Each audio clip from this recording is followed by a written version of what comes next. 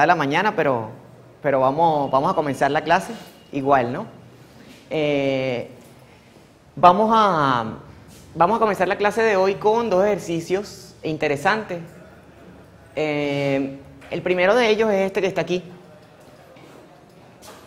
Que los dos ejercicios están relacionados con los medios con pérdida y el vector de Poynting con los medios con pérdida. Que en ese caso, ¿cómo se puede trabajar? Fíjense, vamos a empezar con este ejemplo. Hay un problema, ahorita, bueno, que como cada vez que aparece una tecnología nueva, siempre aparecen problemas nuevos asociados al uso de esa tecnología. Uno de los problemas que se presenta, por ejemplo, con las redes móviles es precisamente el problema de la contaminación radioeléctrica. Hay estudios y hay ejemplos bastante claros de que cuando la potencia radioeléctrica emitida por una fuente incide sobre un ser humano o sobre un ser vivo, esta puede darse el caso de que la salud de esa persona o de ese ser vivo se vea afectada. Entonces, para eso hay una serie de normas, internacionales para regular ese problema, pues. Entonces, fíjense, asociado a eso está el hecho precisamente de la existencia del vector de Poynting. El vector de Poynting, de alguna manera, nos dice cuánta potencia existe en el espacio libre, cuánta potencia lleva una onda que está siendo transmitida en el espacio libre, que se está propagando en el espacio libre. Entonces, esa potencia, parte de esa potencia, cuando entra en un medio que tiene pérdidas, cuando se propaga en un medio que tiene pérdidas, esa potencia se convierte en calor. Por supuesto, también en corrientes se convierte también, uno de sus fenómenos que aparecen es corrientes eléctricas dentro de ese volumen. Pero vamos a dedicarnos en este caso nada más al efecto del calor. Fíjense entonces que si, por ejemplo, uno está colocado cerca de una antena que está emitiendo una onda electromagnética lo suficientemente fuerte, puede ser que el cuerpo de nosotros se caliente. Como he dicho, va a ocurrir algunos grados. ¿Por qué? Por efecto de la disipación de potencia en nuestro cuerpo. O si por ejemplo esa onda se está disipando en el agua o en un objeto húmedo, entonces ahí se va a producir calor. Ese es el caso muy particular de las microondas, del horno microondas. El horno de microondas es un uso positivo de ese fenómeno. Entonces, el horno microondas lo que tiene es, lo que tiene es dentro de la caja, es algo así.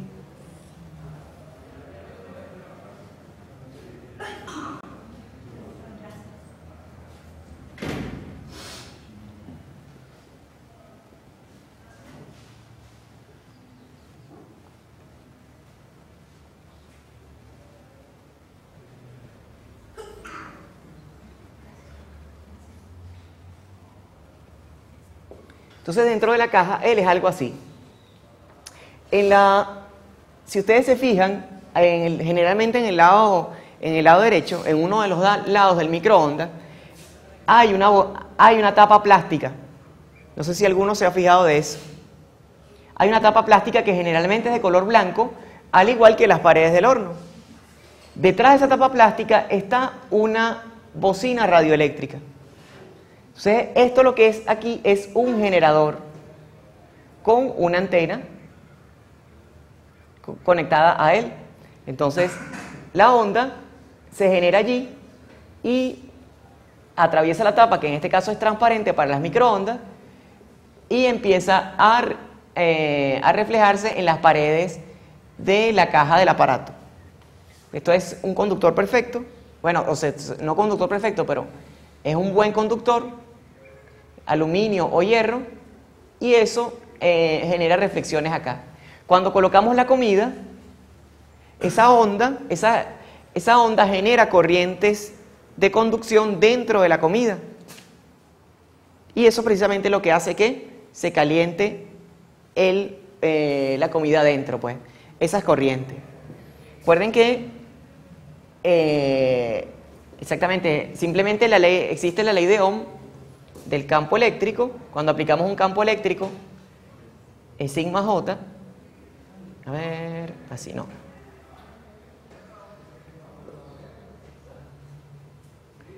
Así.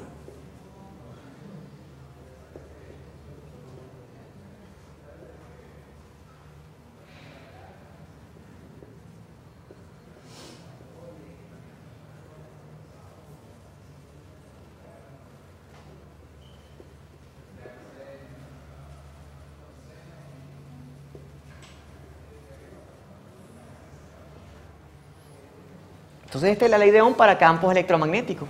Las corrientes, la densidad de corrientes de conducción es igual a sigma por el campo eléctrico aplicado. Como la onda que estamos aplicando tiene un campo eléctrico asociado, entonces aparecen dentro de la comida, aparecen esas corrientes que son las que hacen que la comida se caliente, precisamente por la conductividad de ese material. Fíjense que cuando colocamos una taza de cerámica que es vacía, que está vacía, ¿qué sucede? La taza tiende a no calentarse o casi no se calienta. ¿Por qué será? ¿Por qué se imaginan ustedes que no se calienta? De acuerdo a lo que les estoy explicando. Exactamente, por la conductividad. La conductividad de la cerámica es muy baja. Entonces, claro, no hay consumo de calor dentro en el material de la cerámica. En cambio, la conductividad de la comida sí es más o menos alta y por eso aparece ese calentamiento. Entonces, bueno, en el problema de hoy es más o menos la idea es esa. Fíjense, la pregunta es ¿cuántos vatios absorbe la sangre humana presente en el cuerpo? En condición límite, que es esta que está acá, ¿no? Esta que les estoy describiendo acá. Asumiendo que dicho cuerpo tiene 4 litros de sangre. O sea, generalmente el ser humano tiene 3, 4 litros de sangre en el cuerpo. Si aparece una onda,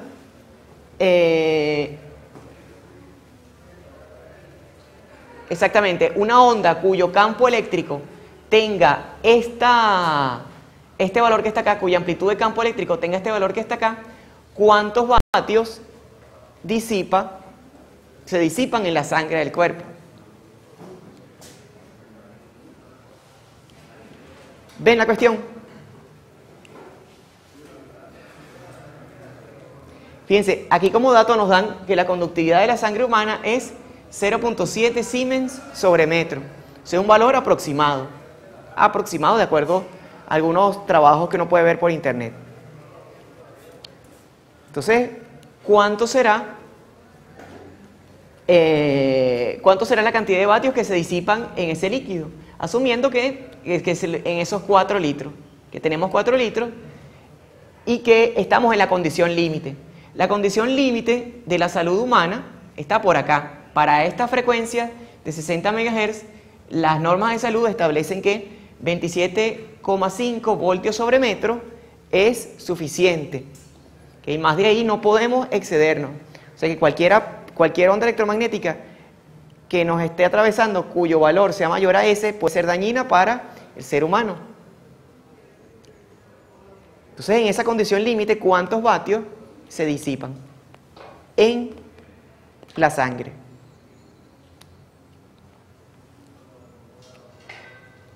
A ver, muchachos, ¿se oyen propuestas? Son problemas reales. Ajá. Ajá, exactamente. Podríamos eventualmente determinar la amplitud de J. Eso podría ser. A ver, pero fíjense que aquí nos están hablando de potencia.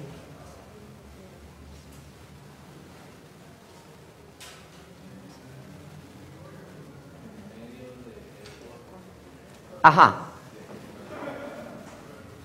Fíjense muchachos, hay una cuestión que es importante. Uno tiene uno puede calcular el vector de Poynting y calcular su divergencia. ¿Se acuerdan por allá el teorema de Poynting en teoría electromagnética? Aquí lo podemos volver a calcular.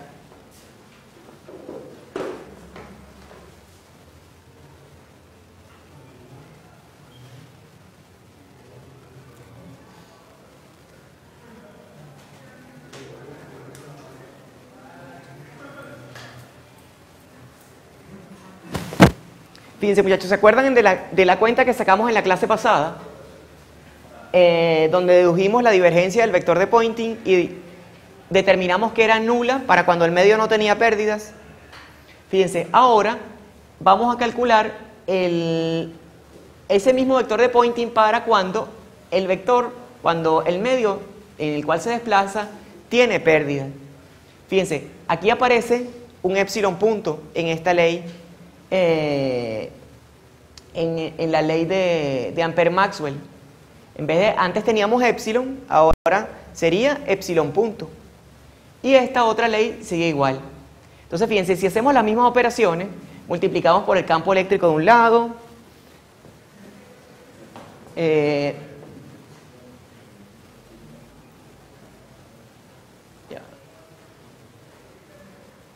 exactamente, si multiplicamos acá por el campo eléctrico, previamente habiendo conjugado esta primera ecuación, luego multiplicamos por h conjugado esta otra, igualito podemos llegar hasta aquí.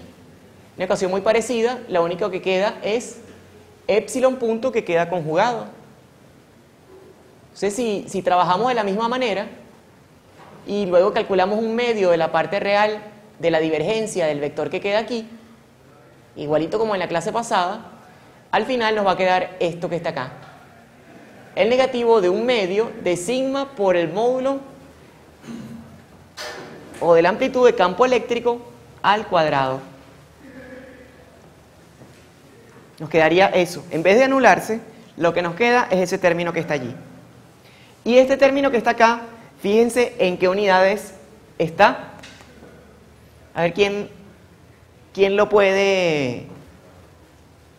Ajá, por acá dicen que en vatio. Ajá, ¿qué otra opinión? Sigma, ¿en qué unidades viene? En Siemens sobre metro. O sea, algo así como 1 entre ohmios entre metros, pues. Fíjate, el metro cuadrado aparece aquí abajo. Y el sigma también trae un metro aquí. O sea que esto en realidad es vatio sobre metro cúbico.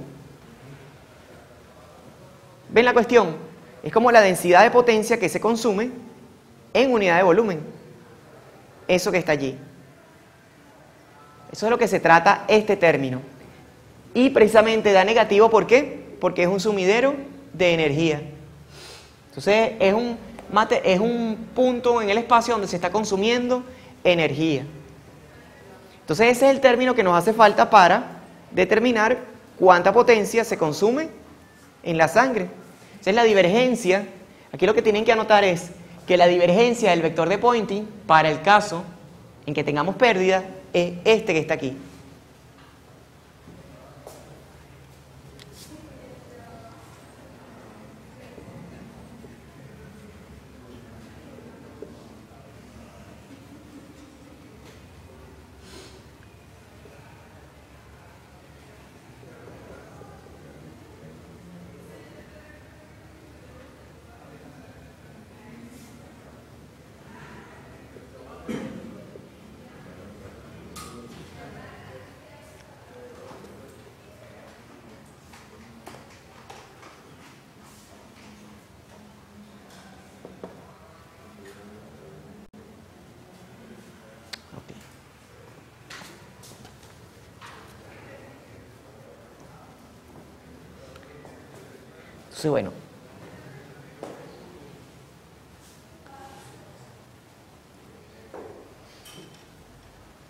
Entonces, bueno, volvamos otra vez al problema.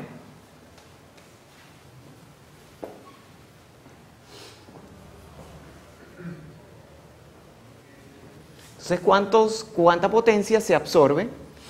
Absorbe la sangre contenida en el cuerpo humano. En ese caso límite. ¿Cuánto? 1. Creo que sí. Fíjate, aquí lo que hay que hacer es, aquí va el campo eléctrico, la amplitud de campo eléctrico, que es 27,5 voltios sobre metro. Aquí 0,7 Siemens sobre metro.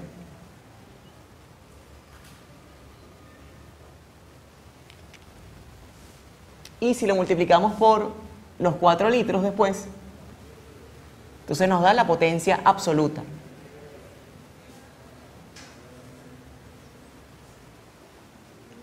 ¿Eso da cuánto? Por acá me dicen que 1 vatio. Sí, ¿verdad?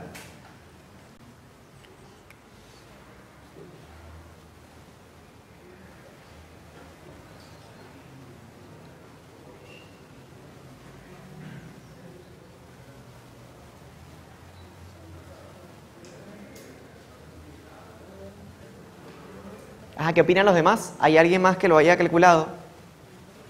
Yo creo que sí, que es como 1 vatio más o menos. Está entre 1 y 2 vatios. Entonces lo que hay que hacer aquí es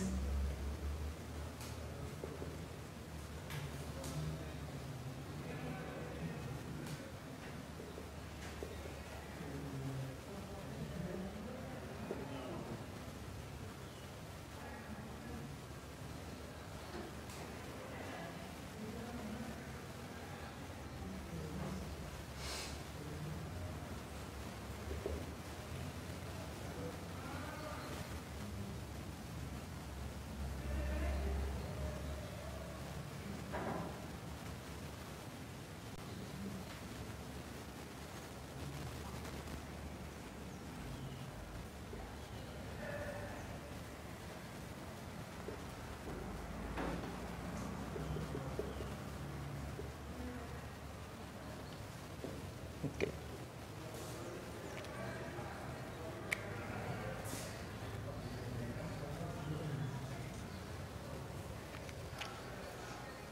Eso. Entonces, bueno, muchachos, fíjense que eso es nada más en el caso de la sangre, ¿no? El cuerpo humano tiene muchos otros componentes. Están los huesos, los tejidos, los cartílagos, todas esas cosas. Entonces, a la potencia que absorbe la sangre, para saber cuánta potencia absorbe en total el cuerpo, hay que sumarle todas esas demás potencias. Buscar la conductividad de cada uno de los materiales con los cuales está compuesto el cuerpo y terminar de sumar para ver en realidad cuánto se puede consumir. Vamos a suponer, es posible que esa potencia al final, para todo el cuerpo, dé alrededor de 2, 3, 4 vatios. Dime. Profesor, si hace la multiplicación que está arriba, Ajá. da 264. La de 1 medio de sigma por el cuadrado. 1 medio de sigma por e cuadrado. 164. Todo esto. Ajá. ¿Le sacan 1 medio? Todo eso. 264. Claro, por supuesto. Es evidentemente, ¿no? Pero exactamente. La cuestión es que eso te va a dar en vatios sobre metro cúbico. Entonces, claro, como estos son 4 litros, alrededor de 0,004 metros cúbicos. Y ahí es donde da.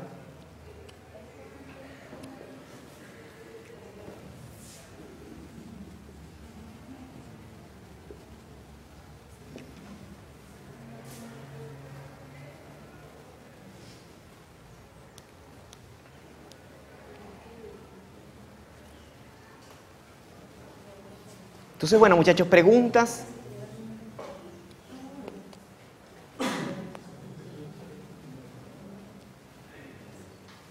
¿Preguntas ninguna? Esto es un caso importante, ¿no?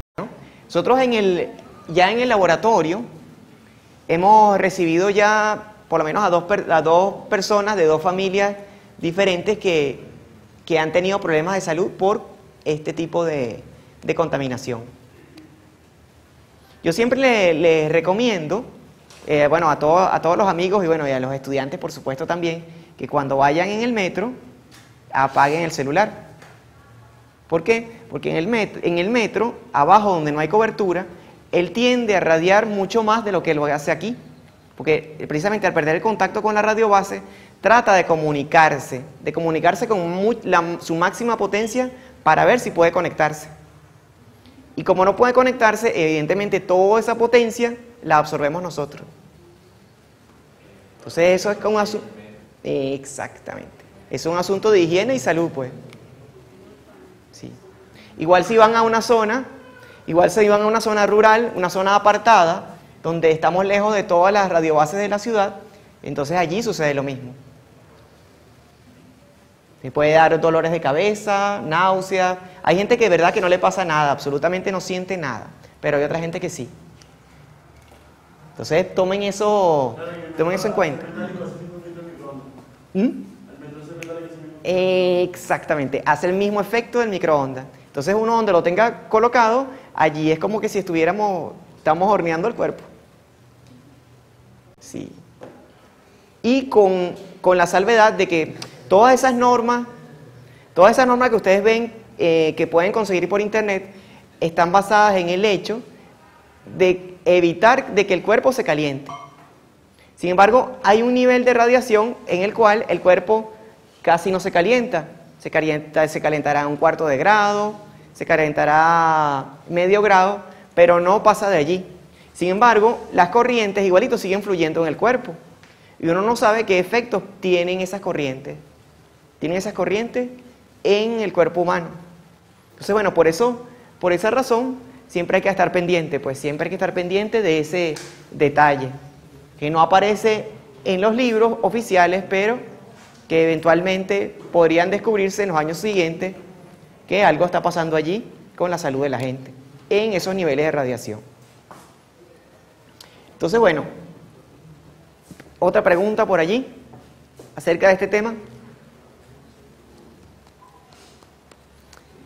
Bueno, vamos a ver cómo apagamos el video bien.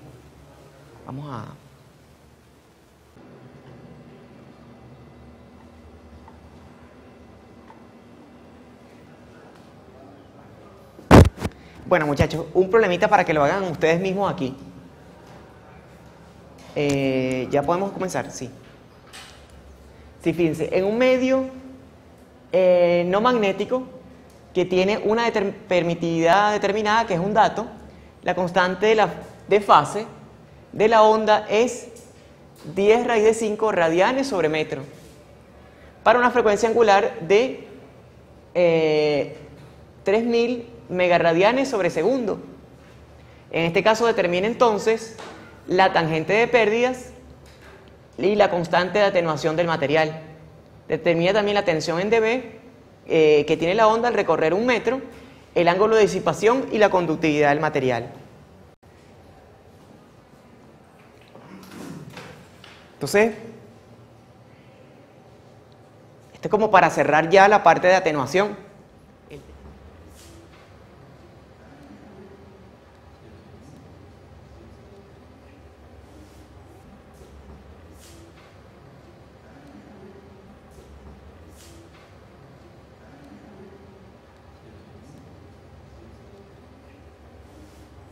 Ok, muchachos, ¿qué es lo primero que tenemos que hacer para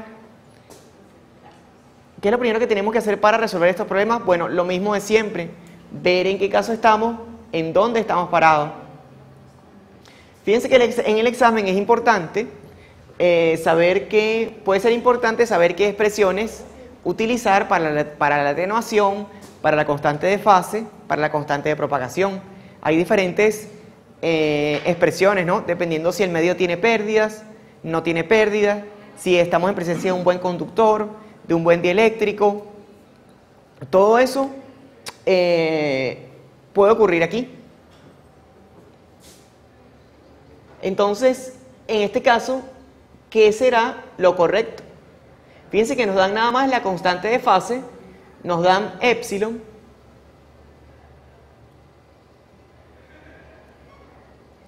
y nos dan la frecuencia angular de trabajo. Entonces, para resolver el problema necesitamos definir algunas cosas porque son muchas fórmulas distintas que nos pueden llevar a lugares distintos. Lo principal sería, lo principal sería entonces, muchachos, saber qué expresiones vamos a utilizar y en qué caso estamos.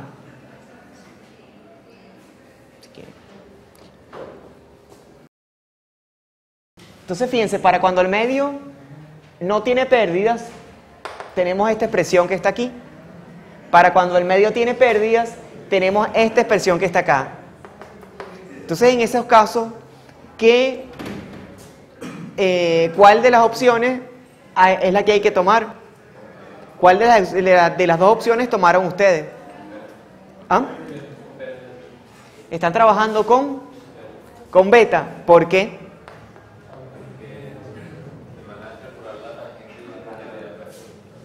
Ajá, porque mandan a calcular la tangente de pérdida. Pero la tangente de pérdidas existe igual para un medio sin pérdida. Es cero. Exactamente. Es nula. Entonces, fíjense que en este caso que estamos analizando, tenemos precisamente el problema de ver cuáles de las dos fórmulas vamos a utilizar. No hay algo claro, a excepción del profesor que los quería llevar por un medio que tenga pérdidas, o sea, el profesor que hizo este examen en particular, pero no hay algo que claramente les diga que el medio tiene pérdidas. ¿Cómo comprobar si el medio tiene pérdidas o no tiene?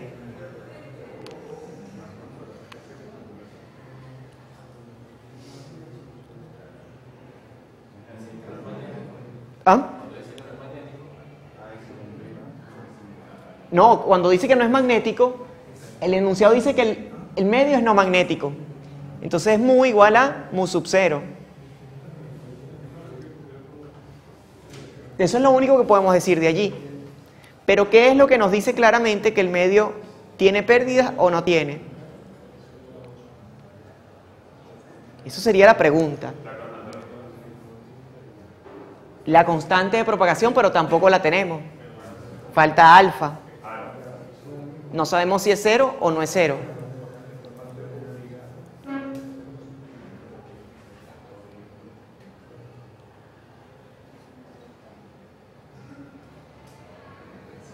A ver, muchachos, ¿qué opinan?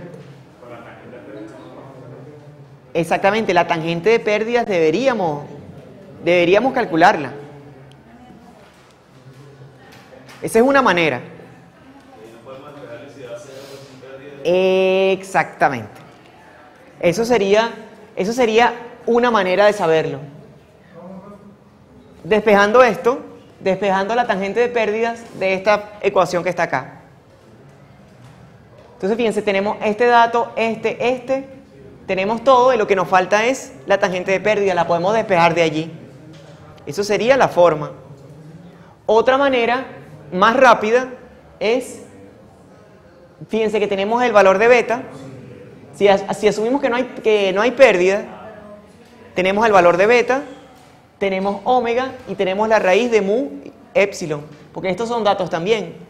Si esto da igual a esto, es que el medio es sin pérdida y todo lo demás lo podemos calcular rápidamente. Si el medio tiene pérdidas, entonces estos dos valores no coinciden. Y eso sería de esa manera, pues. ¿Se ven? ¿Todos entendieron? Ajá. El epsilon que nosotros tenemos ahí, lo del epsilon complejo, que viene dado por el epsilon prima menos otra orden entre j sigma. No, este es el caso sin pérdida. No, abajo. ¿Abajo? No, aquí no. Aquí ya se ha calculado todo eso. Esto sale de que gamma es j por k complejo. Creo que es menos aquí, no recuerdo bien. Entonces, la parte real de este número es alfa y la parte imaginaria es beta. Y ese beta es este. Pero eso precisamente, recuerda que K complejo es igual a omega raíz de mu epsilon complejo. Así que ya se ha sacado toda esa cuenta. Se ha calculado la parte real, la parte imaginaria y eso es lo que ha dado. ¿Ves?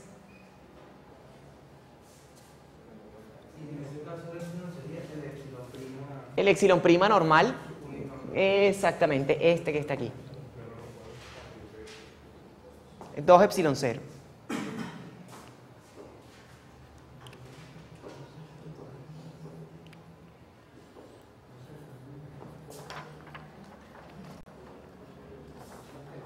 Entonces fíjense muchachos, si ustedes sacan esas cuentas, al final les debe dar así.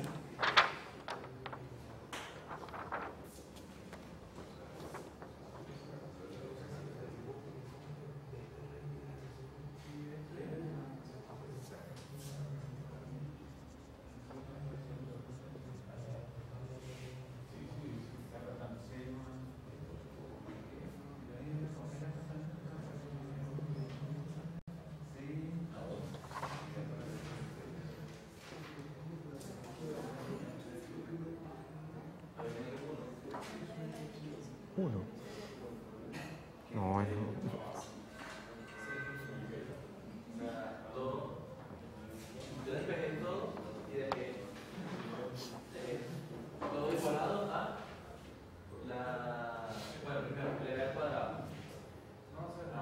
Sí. Esto aquí pasa para allá y sacar. Ya. Ya lo que queda es despejarlo también. O sea, usa la propiedad de una y se por omega de C de la alta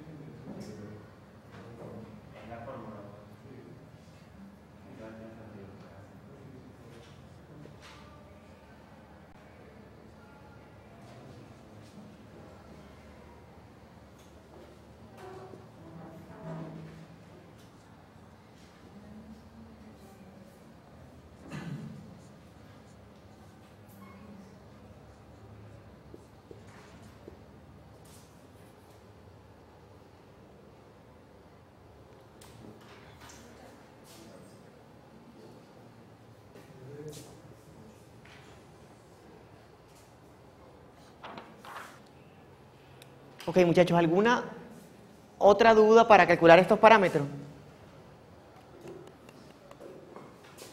Fíjense que alfa, bueno, una vez que tenemos beta bien definido, para alfa hay una expresión muy parecida a esta. En vez de aquí un signo más, tenemos un signo menos. Para cuando estemos calculando alfa en vez de beta. Entonces, si aplicamos esa expresión, nos debe dar este valor que está aquí. 10 raíz de 3 nepers sobre metro.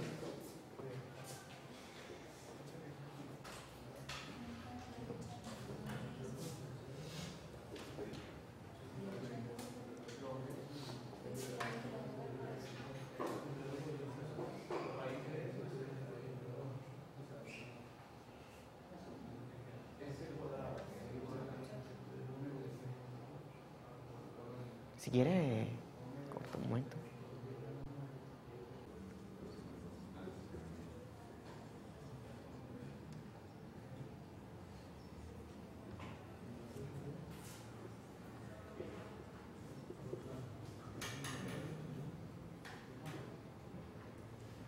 Exactamente.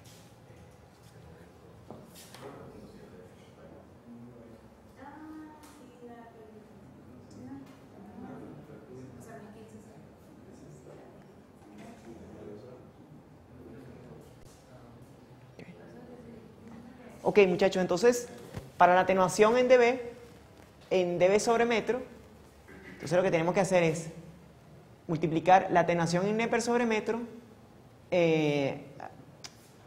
aquí es L, ¿no? Esto vamos a ponerlo, si es en dB sobre metro, ponemos L, y lo multiplicamos por esta constante que está acá. Si tenemos 1 metro, nada más entonces es como multiplicar una L por 1 y ya da el valor.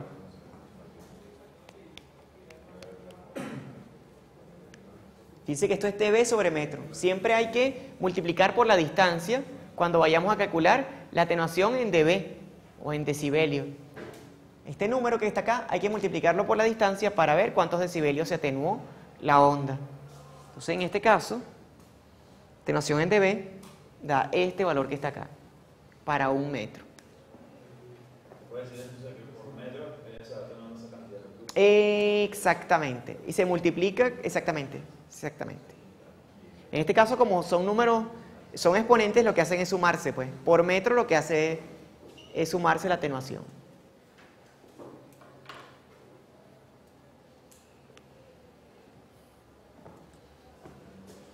Ok, muchachos, preguntas hasta aquí, dudas.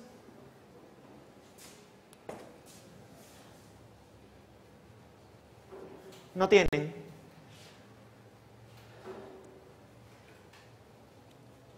Déjenme ir buscando entonces las otras láminas. Si quiere, corto un momento. 12.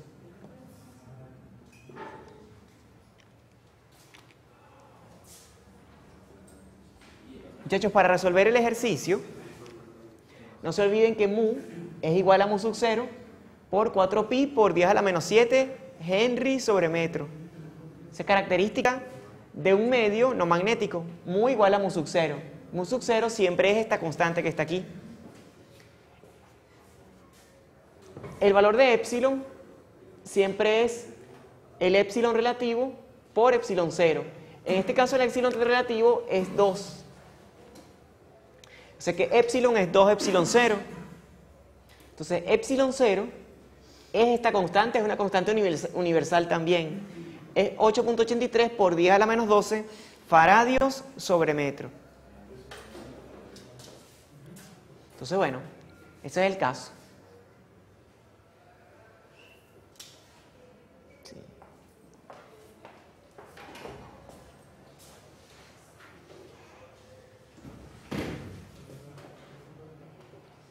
Sí. Vamos a ver otro tema práctico ahora. Si quieres, ahora sí comenzamos. Ok, vamos a ver otro tema práctico que trata acerca de la polarización de una onda. En los sistemas, fíjense que cuando vimos la onda plana uniforme, vimos el campo eléctrico, ¿verdad? Que él tenía una dirección. El campo magnético también tenía otra dirección. Ellos, cuando es una onda plana uniforme, ambos campos son perpendiculares entre sí. Al ser perpendiculares entre sí, quedan también perpendiculares a la dirección de propagación, pero en realidad no sabemos cuál es la dirección exacta del campo eléctrico o del campo magnético. Si es una onda que proviene de una antena, ¿cómo saber si la onda, en qué dirección en realidad va el campo eléctrico? ¿En qué dirección va el campo magnético? Fíjense que si es una antena como tal, puede ser que esté aquí. La dirección de propagación, siempre uno va a tener una idea de cómo es. Pero ¿cómo saber cómo va el campo eléctrico y el campo magnético? Si giran o no giran, si están horizontales, verticales. Bueno, a eso es que se refiere este tema que está acá, que es el tema de polarización. Entonces fíjense, la polarización la vamos a definir como la posición del campo eléctrico con respecto al suelo de donde estemos trabajando. Si el campo eléctrico es perpendicular a la superficie de la Tierra, entonces vamos a estar hablando siempre de polarización vertical. Si el campo eléctrico es paralelo a la superficie de la Tierra, entonces estamos hablando de polarización horizontal. O sea, la polarización del campo siempre va a estar definida con respecto a una superficie. En los casos prácticos, cuando ustedes trabajan en la calle, si alguien llega a trabajar en esta área, entonces la polarización se define de esa manera, bien sea vertical u horizontal. La polarización también puede ser circular. Puede ser que el campo eléctrico tenga una componente vertical y otra horizontal, y que el desfase entre ellas haga que ese campo se mueva en el espacio. Puede ser que en un momento ese campo tenga una polarización horizontal, luego vaya cambiando, se vuelve vertical, vaya cambiando a horizontal, después vaya cambiando a vertical y así. En ese caso, el campo, esa polarización le vamos a llamar polarización circular. Si gira con la regla de la mano derecha, tomando en cuenta el pulgar como dirección de propagación, entonces estaríamos hablando de polarización derecha, en este caso, con dirección de propagación en este sentido. Si es polarización izquierda, entonces es que la dirección de propagación va en este sentido, pero el campo gira en sentido contrario al de la mano. Entonces, vamos a tener siempre todos estos casos que están aquí. Adicionalmente, hay otro caso adicional que es el de la polarización elíptica. La polarización elíptica ocurre cuando la amplitud de la componente vertical y la componente horizontal del campo no es la misma, no es de la misma amplitud. Entonces, claro, las elipses tienden a deformar, el círculo se deforma y se convierte en una elipse, cuando las componentes de campo eléctrico no son iguales, la componente horizontal y la vertical, o el desfase entre la componente vertical y horizontal del campo no es de 90 grados, ahí también se produce una polarización elíptica. Entonces, fíjense, muchachos, ¿qué es en lo que en realidad define la polarización de una onda? Vamos a verlo en la lámina que sigue.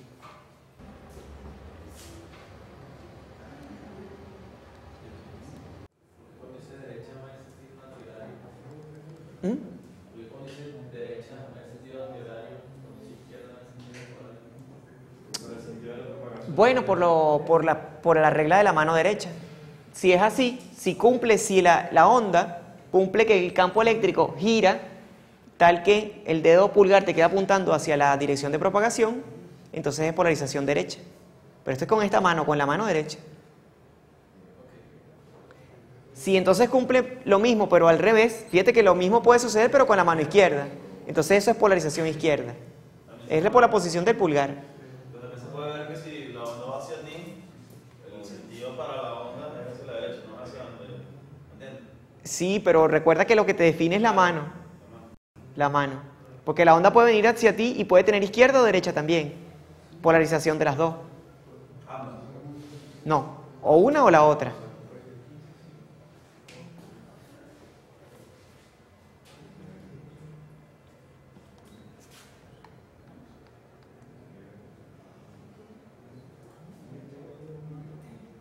Entonces, fíjense,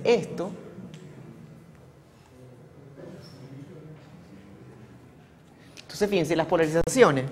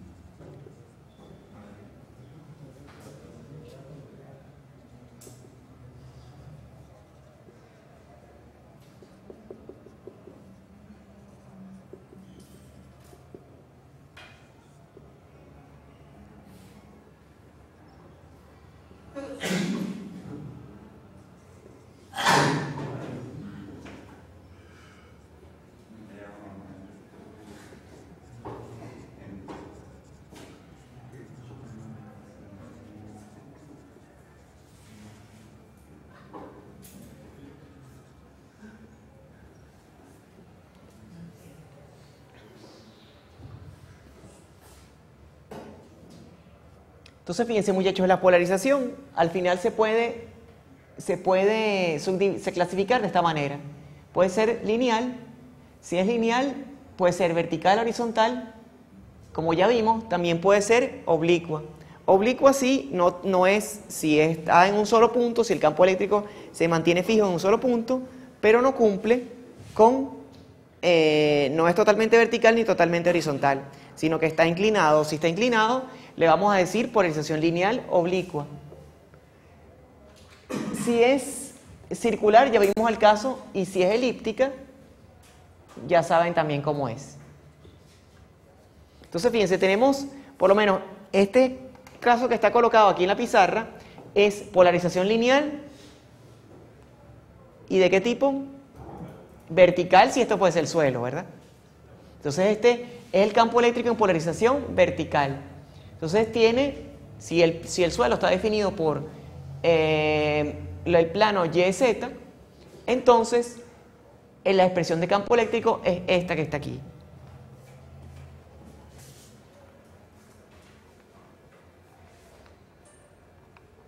Fíjense, muchachos, una cosa importante que define a la polarización. Cómo el campo puede adquirir una polarización vertical o una polarización horizontal. Si tiene que haber algo que lo defina. Entonces, bueno, lo que en realidad define la polarización es precisamente la antena, la fuente en la cual se está generando el campo. Eso es lo que define la polarización. Entonces, fíjense que en el caso de un transmisor, si esto es un transmisor y esto es un receptor, si la onda se está generando en esta antena, fíjense que el campo en estos conductores que están aquí, estos son conductores metálicos, alrededor de ellos se genera un campo magnético. Un campo magnético que se expande circularmente a medida que se aleja de la antena. Entonces él tiende a girar, él gira y se propaga. O sea, exactamente, el campo tiene una dirección que se va y que se va propagando desde el origen hacia afuera. Entonces, él, por definición, aquí si él tiene esa forma, entonces él por lógica va a tener una orientación horizontal. A medida que se transmite, a medida que se propaga. Y el campo eléctrico que está entre los terminales de la guía de onda, que está colocada aquí, cuando llega a la antena se dispersa de esta manera. Él tiende a ir desde un dipolo hacia el otro. Entonces, por eso es que el campo eléctrico, en este caso, toma una polarización, si se quiere, vertical. El campo magnético tiene una posición horizontal. Entonces, es la antena como tal la que define la polarización. Como la antena está colocada verticalmente, el campo eléctrico, cuando se propaga en polarización vertical. ¿Ven la cuestión? ¿Se entiende esto? Entonces, si colocamos la antena y la volteamos, entonces la polarización de la onda cambia. Entonces se convierte en una onda de polarización horizontal. Lo que define la polarización de la onda es la posición, como les digo, del campo eléctrico en el espacio. El campo magnético no define la polarización, siempre es el campo eléctrico. Si el campo eléctrico tiene polarización vertical, entonces el campo magnético va a tener una posición horizontal. A juro, tiene que ser así. Entonces, otra característica de estos sistemas de transmisión es que, por ejemplo, si tenemos colocada una antena en polarización vertical, la antena en recepción, para que la reciba, también tiene que tener esa misma posición. Fíjense que el campo eléctrico que se induce aquí, que va desde un elemento metálico al otro, es al final el que se va a inducir acá con la misma dirección. Para que la antena pueda recibirlo, tiene que estar colocado en la misma posición vertical con respecto a la antena. El campo magnético igual, para poder inducirse en en este elemento metálico también tiene que darle vueltas o hacerle giro al elemento metálico. Entonces de allí sale que para que haya transmisión eficiente de un lado a otro, las dos antenas tienen que estar colocadas en la misma polarización. Si es vertical en un lado, debe ser vertical en la otra. Si es horizontal en un lado, también tiene que ser horizontal en la otra. ¿Se ve? ¿Dudas hasta aquí? ¿Preguntas? ¿Ninguna?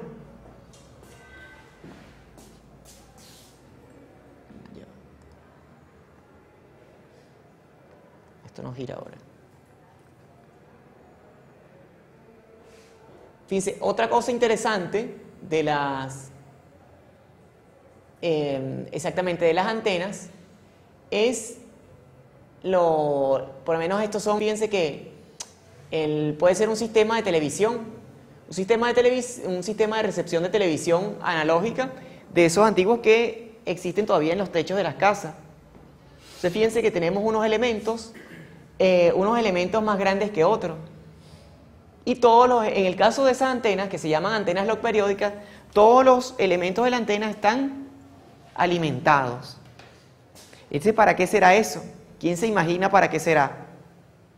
Fíjense, tiene que ver con esto. Oye, no. Por favor, muchachos. Fíjense, la velocidad de propagación es lambda por f. Y en el espacio libre, en la atmósfera, es aproximadamente la velocidad de la luz. Entonces, lambda, la longitud de onda, es aproximadamente la velocidad de la luz entre la frecuencia de trabajo. Entonces, a medida que vamos subiendo en frecuencia, la longitud de onda se hace cada vez más pequeña. Entonces, ¿qué relación tiene esto con estas antenas que están aquí? Bueno, que se ha demostrado que la recepción de la antena es eficiente cuando el tamaño de dicha antena es aproximadamente lambda medio. Cuando un dipolo tiene un tamaño de lambda medios, ella tiende a recibir de manera eficiente la señal. Entonces, cada uno de estos elementos que están aquí, que están alimentados por el cable de alimentación, tienen un tamaño diferente. ¿Para qué? Para recibir diferentes longitudes de onda. ¿Ven la cuestión? Porque a cada frecuencia tenemos diferentes longitudes de onda. ¿Y qué se pueden imaginar ustedes? ¿Por qué entonces, para qué tantas longitudes de onda recibiéndose allí? A ver, ¿quién sabe? ¿O quién se lo imagina? Eso está conectado al televisor de la casa. Exactamente. Entonces, es para recibir diferentes canales. Entonces, los canales más grandes, los elementos más grandes, ¿cuáles canales estarán recibiendo? Por lo menos en el caso de VHF, pues, 2, 4, 5, 8, 10, 12. Ajá, por acá me dicen los de menor frecuencia. Exactamente, los de menor frecuencia. Y en este caso los de menor frecuencia, por lo menos aquí en Venezuela es el canal 2, el 4, el 5. Entonces el elemento más grande debe estar recibiendo el canal 2. El que sigue, probablemente, dependiendo del tamaño, puede ser que sea el 4 y así sucesivamente. Los más pequeños de aquí abajo estarán, si la antena es de VHF, solamente estará recibiendo el canal 12, el canal 13. Entonces cada elemento es como para un canal. Si algún pajarito, algún samuro se para en alguno de los elementos, ya saben cuál canal está interfiriendo. ¿Ven?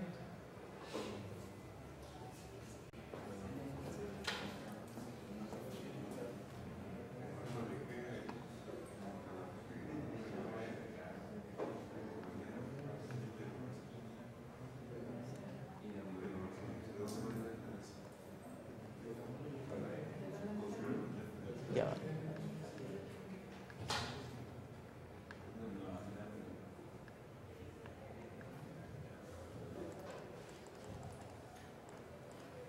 Entonces, fíjense, muchachos, otra cosa, antes de comenzar con esto, para terminar con el tema de las antenas logperiódicas.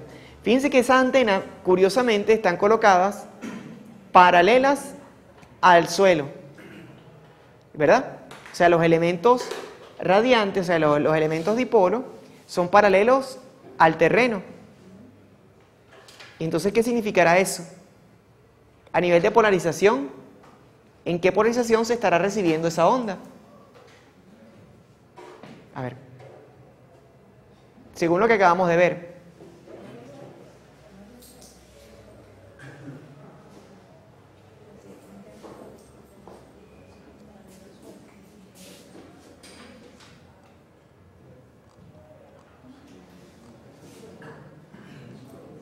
si están recibiéndose de esta manera. Aquí está el mástil y la antena como tal, estos elementos están paralelos al terreno, a la superficie de la Tierra. Entonces, ¿en qué polarización se estará recibiendo esa señal? Polarización horizontal, exactamente. En otras palabras, tanto para que esto se esté recibiendo en polarización horizontal, por lo menos aquí en Caracas, en el Ávila, deben estar la misma antena transmisora en polarización horizontal, para que pueda recibirse de esa manera. ¿Ven la cuestión? ¿Y por qué se dará ese caso de transmitir televisión en polarización horizontal? ¿Cuál será ese motivo? Ajá, tiene menos interferencia, por ahí va la cosa. Exactamente, por los edificios, por las casas y esas cosas. ¿Y por qué se imaginan? ¿Por qué la polarización horizontal tendrá menos interferencia entonces que la vertical? ¿Cuál será la razón? ¿Ah? Ahí está, el nombre lo dijo todo. La mayoría, fíjense muchachos, la mayoría de los obstáculos, la mayoría de los obstáculos de las señales, ¿cómo son? Son árboles, son edificios,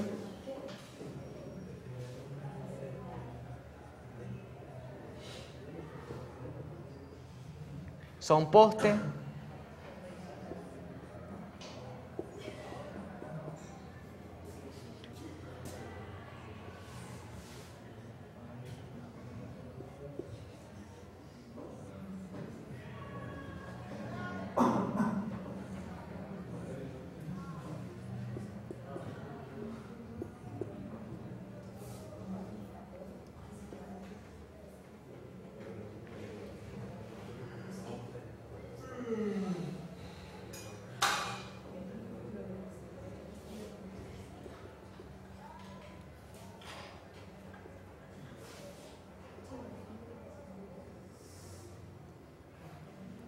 Entonces, fíjense muchachos, aquí en el Ávila, cuando se transmite la onda, fíjense que esa onda puede pasar por diferentes, antes de llegar a la casa, puede atravesar diferentes obstáculos, un árbol, un edificio, una torre de alta tensión.